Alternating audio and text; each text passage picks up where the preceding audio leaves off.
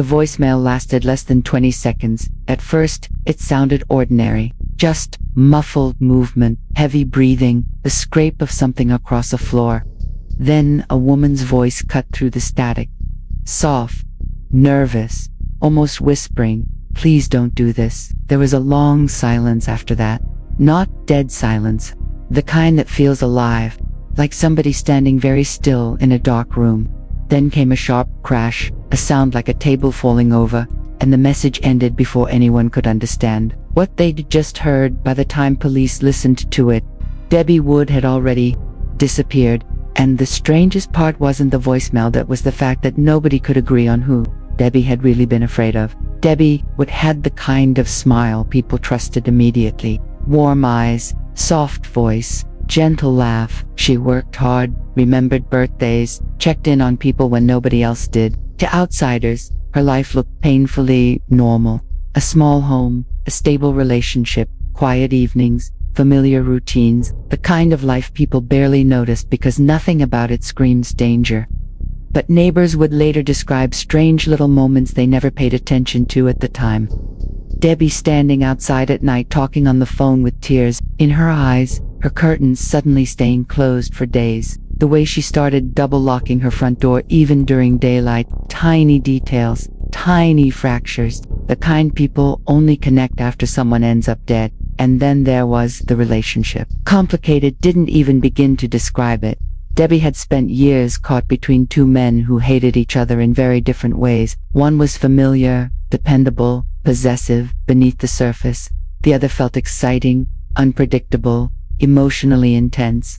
Friends said Debbie looked exhausted trying to keep peace between them, like someone carrying lit gasoline through a fire. Arguments became common, accusations, jealousy, silent treatments that lasted days.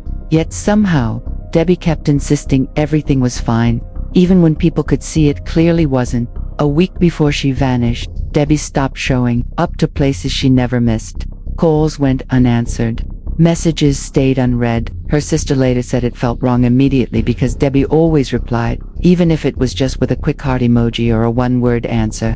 But what truly unsettled her family was Debbie's sudden change in behavior online.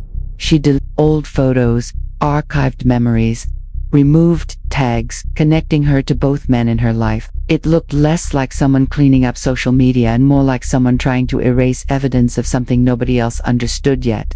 Then came the CCTV footage. A grainy security camera outside a gas station captured Debbie standing beside her car late in the evening. She kept glancing over her shoulder while talking to someone through a barely opened window.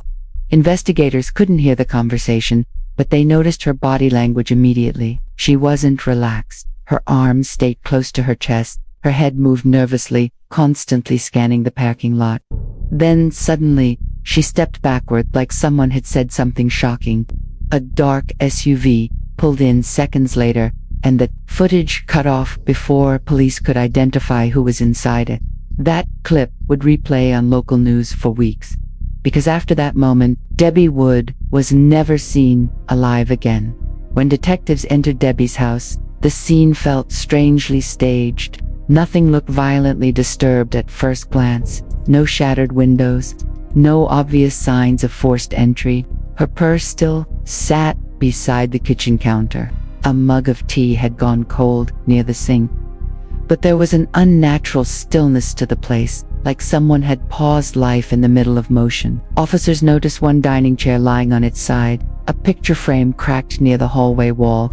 Tiny details that hinted at panic hidden beneath an otherwise quiet room. And then they found the bedroom. The mattress had been stripped bare except for the fitted sheet. One bedside lamp was smashed. Debbie's phone charger dangled from the outlet, but her phone itself was missing. Detectives also found a small blood stain near the closet door, barely visible against the carpet. Not enough to suggest a murder scene, just enough to confirm fear had existed there. Forensics later revealed there were fingerprints from multiple people throughout the home, including both men connected to Debbie. That discovery instantly turned a missing person case into something darker, because now investigators weren't asking where Debbie had gone. They were asking who had gotten to her first. The first man police focused on was calm during questioning. To calm, he answered carefully, spoke slowly, maintained eye contact, almost perfectly. He claimed Debbie had been emotionally overwhelmed and probably needed space from everyone. According to him, she had become paranoid recently, convinced somebody was following her. He even sounded concerned while describing her behavior, which made detectives uncomfortable in a way they couldn't fully explain, because every sentence felt rehearsed, like he had practiced sounding innocent before ever stepping into the interrogation room. The second man was the complete opposite. He arrived furious, defensive, emotionally unstable. He accused the other man almost immediately, slamming his fist against the table hard enough to startle investigators. He admitted they had both fought over Debbie for months. Threats had been exchanged. Jealous voicemails. Public confrontations. At one point, he looked directly at detectives and muttered, "He'd rather see her dead than with me." The room went silent after that, because suddenly this wasn't just about jealousy anymore. It felt personal, dangerous, like something ugly had been building quietly for a very long time. As detectives dug deeper into Debbie's life, they discovered she'd been secretly documenting things. Hidden inside a kitchen drawer was a small notebook filled with fragmented entries. Some pages were harmless grocery reminders or work schedules. Others felt chillingly intimate. Debbie wrote about arguments that left her shaking for hours, about feeling watched while driving home, about receiving calls where nobody spoke on the other end. One sentence stopped investigators cold. "If something happens to me, they'll both pretend they loved me." Nobody knew exactly what she meant, but the deeper police looked, the stranger everything became. Friends revealed Debbie had recently talked about leaving town completely. She'd been searching for apartments hours away and asking co-workers unusual questions about changing phone numbers without leaving records behind. One friend claimed Debbie cried during lunch and whispered, "I think somebody wants to punish me." Yet whenever people pressed her for details, she would shut down immediately, almost like she was terrified of saying the wrong thing out loud. Then, investigators uncovered the messages, hundreds of them. Deleted texts recovered from Debbie's phone records painted a chaotic emotional war between all three people involved. One moment there were apologies and declarations of love. The next, vicious accusations. Threats hidden beneath polite wording. One message read, "If I can't trust you, nobody will." Another simply said, "You made your choice." Detectives spent days trying to determine which threats were emotional manipulation and which ones hinted at actual violence. The line between obsession and danger had completely blurred, but one message stood apart from all the others. It had been sent only hours before Debbie disappeared.